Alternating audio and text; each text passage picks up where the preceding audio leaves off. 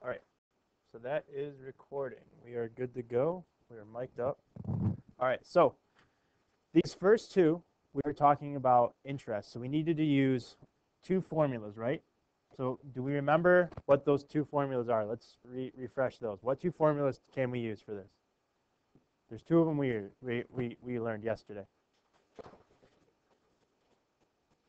So we had A of t is equal to P parenthesis 1 plus R over N to the NT. And then, so this was the case where we had a certain number of compoundments in a year, right? And then what if we had it as a continuous situation? What do we need to use? PERT, right? A of t equals PERT. So this one was continuous. So this we had as continuous. And this is a number of compoundments, right? So if we look at the first one, it says if you borrow $5,000 at a rate of 7% quarterly. So if we're talking about quarterly, how many times a year is quarterly? 4, right? So in our situation, we'd have an n equal to 4. And they want to figure out how much you'll have in the account after 8 years. So let's figure out what information do we have. Do we know what we're investing, our starting amount? What are we starting with? Our P. What is our P value? So P is 5,000, right? Our N is 4 for quarterly. What's our rate? So 7%, got to take it to a decimal, 0.07. And our time, 8 years, right? And we want to figure out what this is equal to. We want to find the A of t value. So if we're using this now we just got to put things in their proper place. So we get A of t, or your answer, we'd get 5,000 times 1 plus 0.07 divided by our n, which is 4, to the nt, 4 times 8. So now this is just a calculator problem. We divide by 4, divide 0.7 by 4, add 1, take it to the 4 times 8 power, and we would get 8,700.07 out. Okay? So we need to know what parts they're giving us, what in the proper equation to use, right? So in this bottom one, we are compounding continuously, correct? So we need to use which formula? PERT, right? So we're going to use PERT. Well, let's make sure we read this.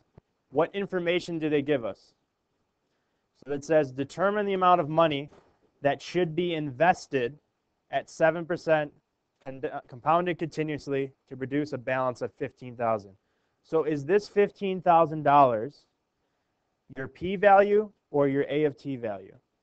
A of t value. That's what you want to get. You need to find out how much you need to invest. So we need to make sure when we're working on this, we read what they're asking us to do all the way. So we have this 15,000. We don't know what P is. What's our rate? Our rate is what? 7%, 0.07 again. And our time? 4 years. So now, again, it's just plugging and chugging. So we get 15,000 is equal to P e to the 0.07 times 4. And now, again, that's just a calculator problem. Do some algebra, and you'll get to the right answer, right? We don't need to see that calculation. We're okay with that?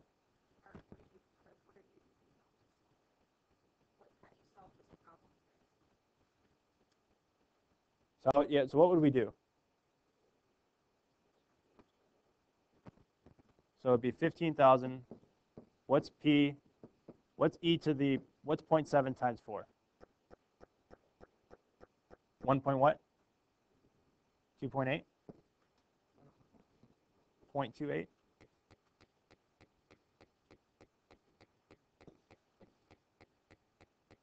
So e to the 0.28 is some number, right? So we would just need to do some division, correct? You don't have to actually do the e to the 0.28 power, what you could do on the Inspires.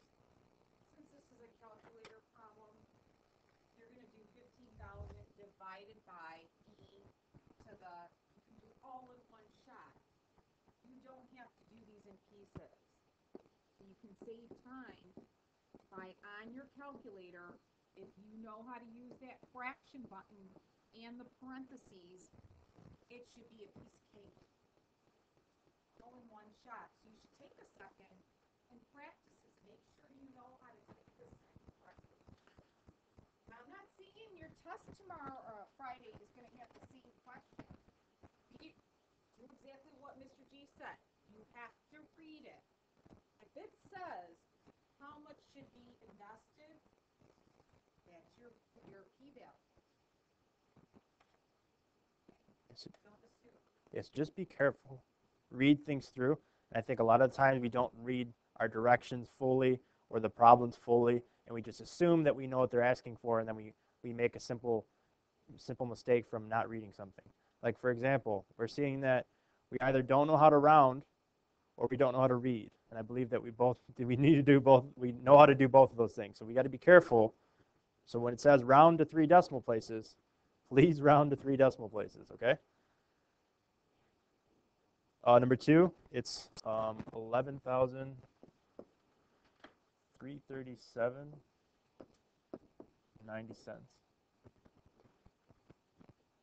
That looks like that's a weird 7.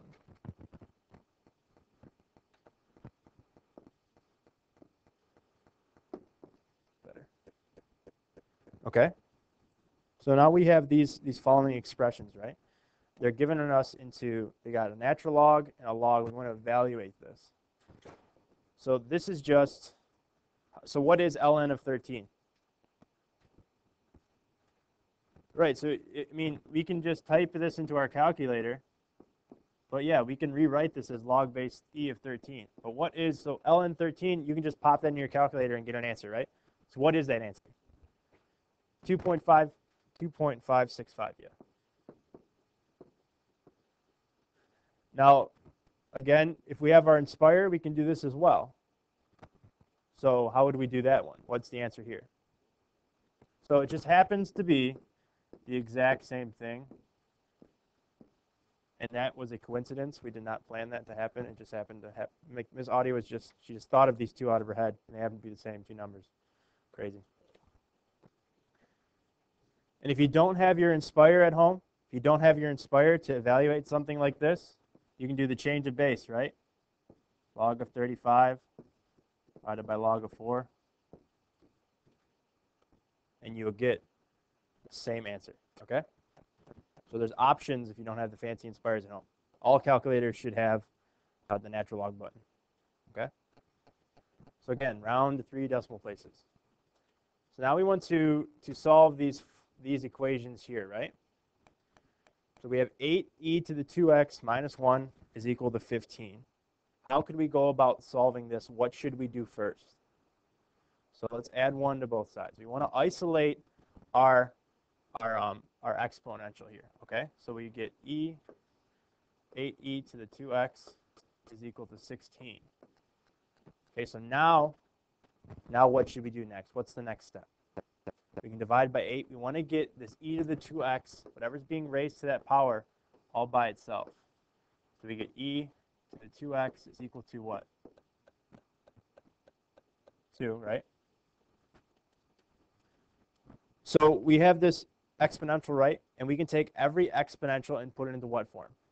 Log form, right? So what would this be in log form? Right, so log base e of 2 is equal to 2x, and log base e is the same thing as ln.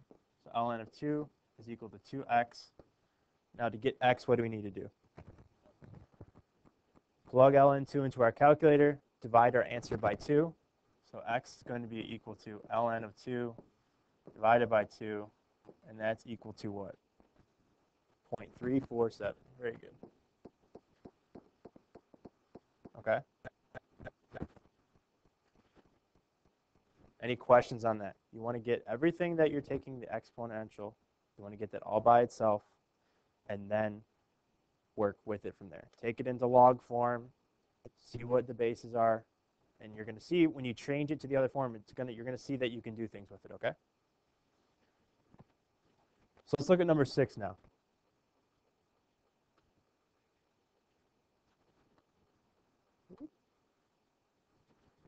So number 6 is a little bit different, right? We have exponentials on both sides. Now there was 2 approaches that we could do. We could handle this by doing a change of base, getting things to a common base, right, and evaluating it that way. Or we could just use our logs again, right? So can we get both sides here with a common base? No, right? We can't express 3 and 4 in a common base. We can't do that. So what do we need to do then? So we can take log of both sides or natural log of both sides. So let's take the natural log of both sides here. 3 to the 2x plus 1 is equal to the ln of 4x, right? So now we need to use those properties of logs or natural logs, right? So when we had the natural log of something with a power with an exponent, what could we do with that exponent? Move to the front, right? So let's just do that. So we would get 2x plus 1 times ln of 3 equals x ln of 4. Okay, so we just move those to the front. ln of 3 and ln of 4 are just numbers, right? So what are they rounded? I think, so what is ln of 3? What is that? 1.099. So let's call that 1.1. And then what's ln of 4? I think it's 2.2. Is that correct? 1.4. So now that we've evaluated those, we've just got numbers. Now we can just do some algebra, and we can just take it home, all right? So we have this 1.1 being multiplied here, so we just need to distribute that through. So what's 1.1 times 2? Times the 2x. So 2.2x plus 1.1 is equal to 1.4x, right? So now what do we want to do? We want to get x by itself, right? So we'll combine our like terms, do some moving around. So let's subtract from both sides. So we get, what's 2.2 minus 1.4? Say it a little louder. 0.8. And then I move it to the other side. So what's our final answer going to be?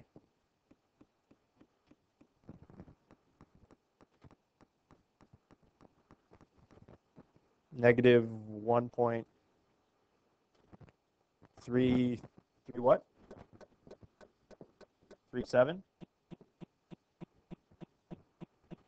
So when you round, if you can check this answer, you can plug this back in to make sure your x works. And it's going to be real close because you're rounding along the way and you kind of lose a little bit. So when you plug it back in, it's just long as it's really, really close after some rounding. So you lose a couple decimals when you round, but that's okay. So the thing takeaway here is if you can't get them in the common base, then you need to take the logs of both sides. So say for example, we had something like 3 to the 2x 2x plus 1 is equal to 27x, right? So say we had a problem like this. Can we express these now with a common base? Okay, so what is the common base? 3, right? So we can rewrite 27 with a common base of 3. So 3 to what power is 27? 3, right? So it would be 3 cubed to the x, right? So now we can take this, we can rewrite it again. 3x is equal to 3 to the 3x. When you take a power to a power, you multiply. So now what needs to be equal for this to be true? 2x plus 1 has to be equal to 3x, right?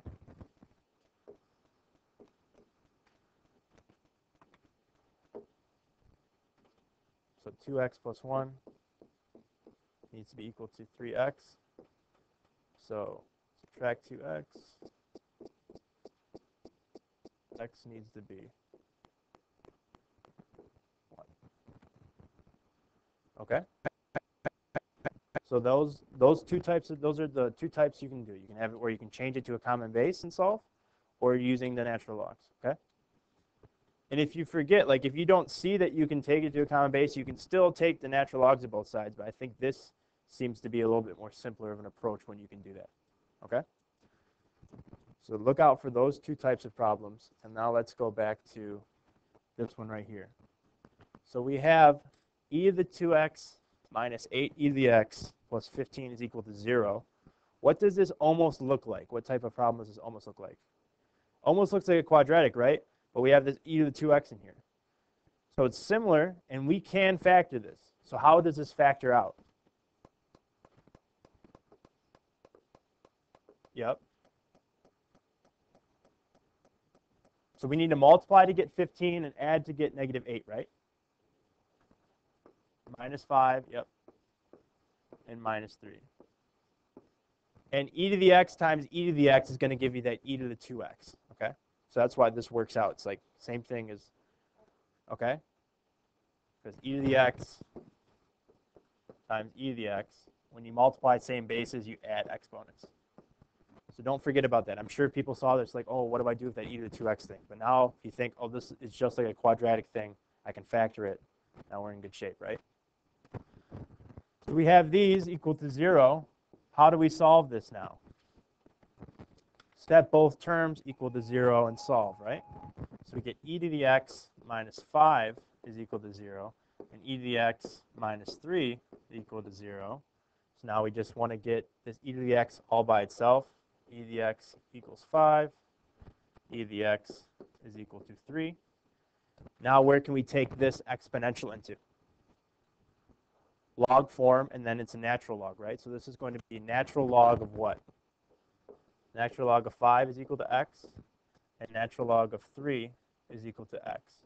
So x is going to be, those are just now calculator problems, x is going to be 1.609 and 1.099. Okay? Any questions on that? Remember, if you see that thing, it's equal to 0, it's going to resemble a quadratic. Just think, okay, I can factor this. All right?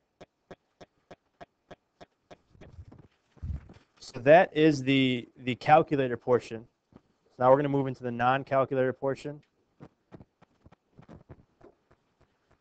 Okay? So we've got this exponential here, and we want to describe in words how it is translated. So what should we do first to modify this so we can see its individual parts the most efficient way?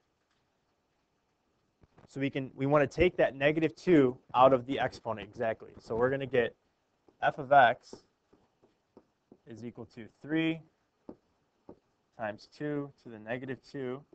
And what needs to go in our parentheses then? X minus a half. Because if you distribute that negative 2 back in, you'll get with what you started, okay?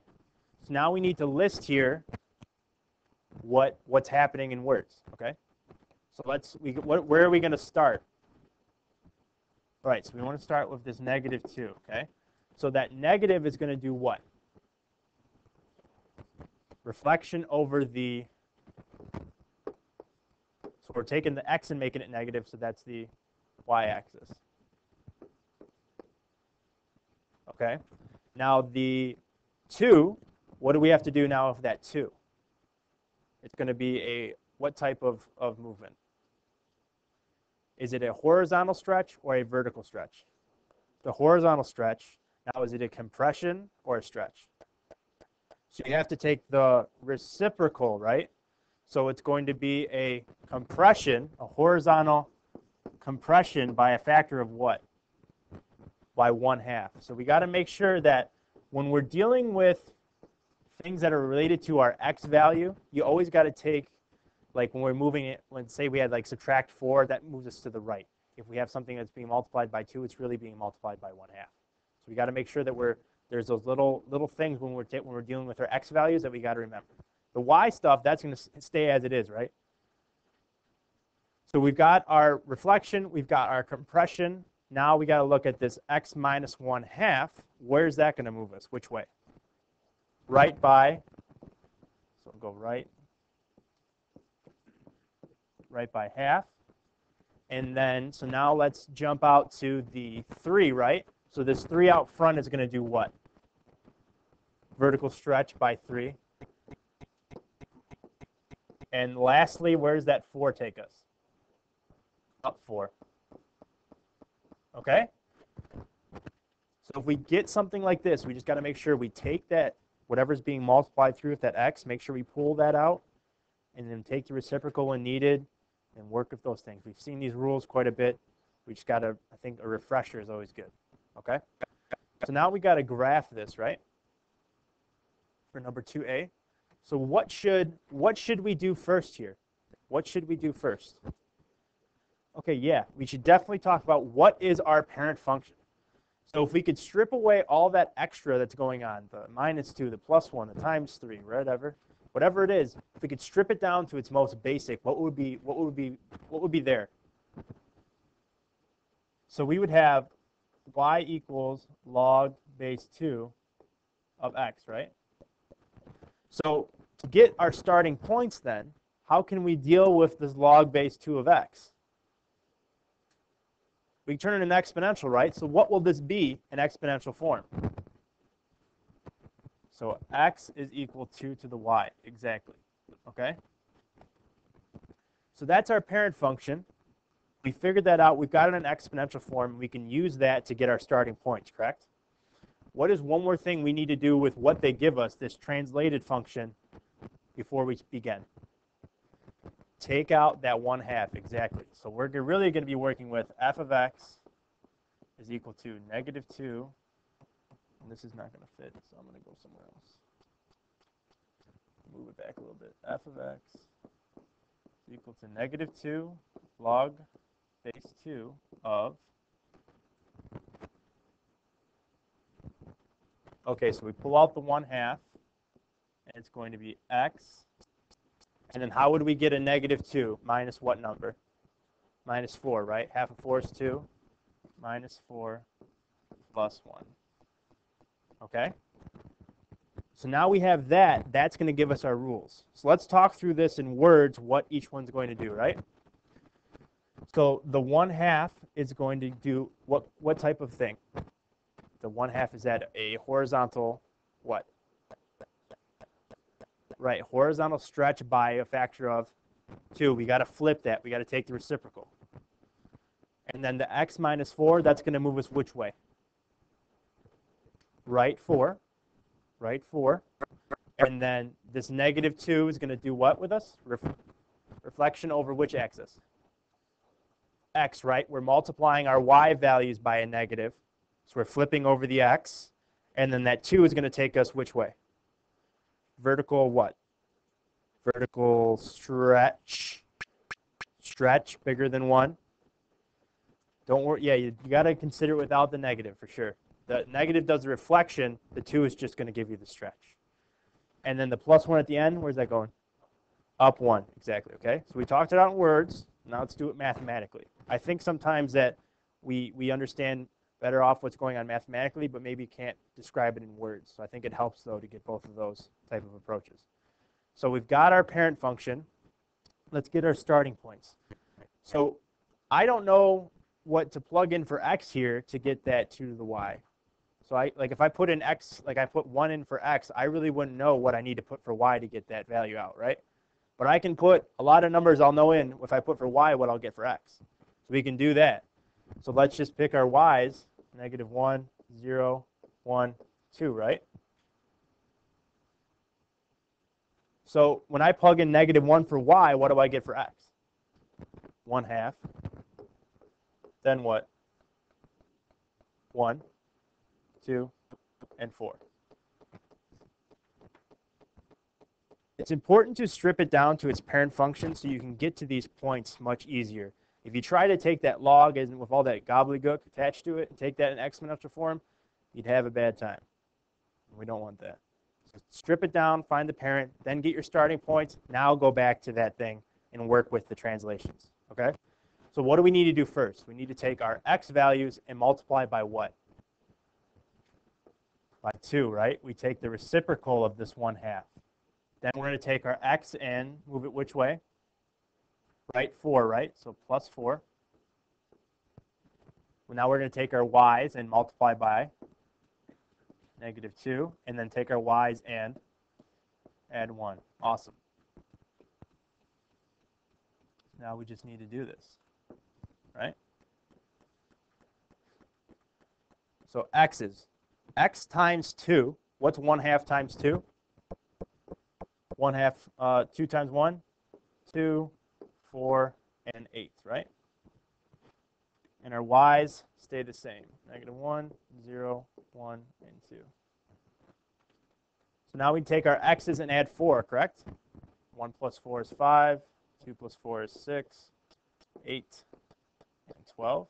And our y's do not change.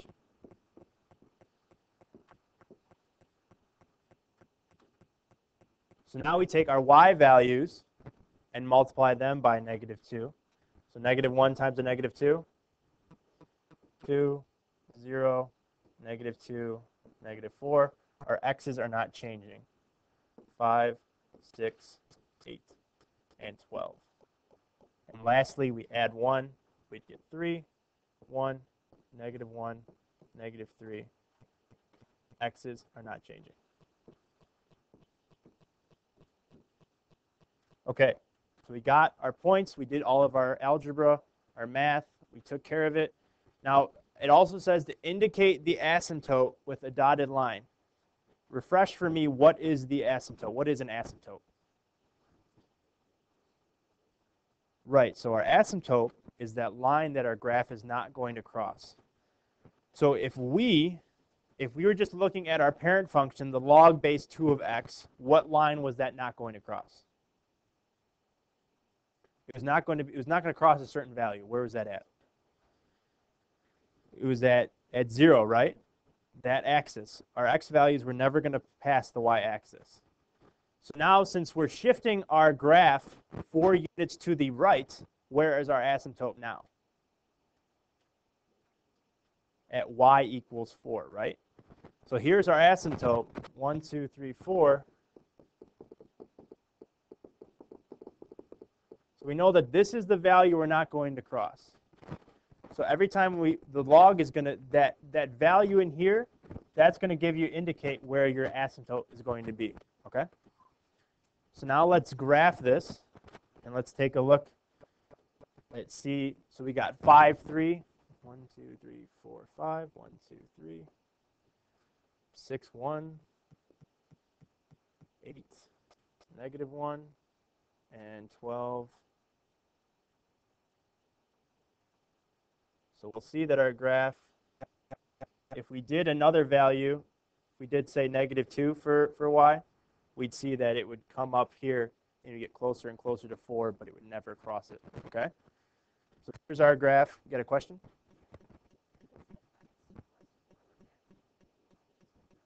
Exactly. So if this, for example, was an x plus 4 instead, then our asymptote would be a y equals -4 for our asymptote.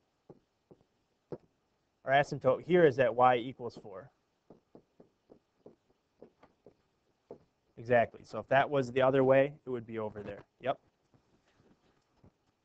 Okay. Any questions on working with this type of problem? We're okay.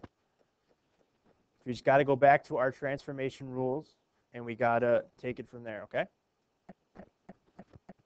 So now we got to look at these 3 here. We want to translate these from, they're going to give you into a log form and put it in exponential or exponential into log. So our base of our log is going to be the base of our exponential, right? So our base here is a what? For number 3, the log here. A, right? So it's going to be a to some power. What power? A to the second power is equal to b. Okay? Quick and easy, done. So now can we go the other way? Can we take this into log form? So what is our base of our log going to be? Log of 1/3, log base 1/3. 27 is equal to -3. Logs are an exponent. They give out an exponent. When you evaluate a log, you get the exponent out. So always make sure that that is on your equal sign. It's nice because bases are always going to be the base in one is the base in the other. Okay? Okay, so we are given these values here. And we want to, without a calculator, find the log of 2.5. So we want to use properties of logs to get to this conclusion. So using log 7352, how can we get to 2.5? So if we had log of 5 divided by log of 2, that would give us this 2.5, right? So, but what is log? So log of 2.5 is the same thing as log of 5 divided by 2, right? So what is, how can we now use our properties and break that up? Right, so if we are dividing, we can break up our logs into multiple ones using subtraction. If we are multiplying, how can we break up our logs? Addition, okay? So this is going to be then log of 5 minus the log of 2. So now we just need to use what is given to us. Do we have log of 5 and we have log of 2? Yes, we do. 0.6990 minus 0.3010. And if we do some subtraction, do we know what we get? 0.398. Yep.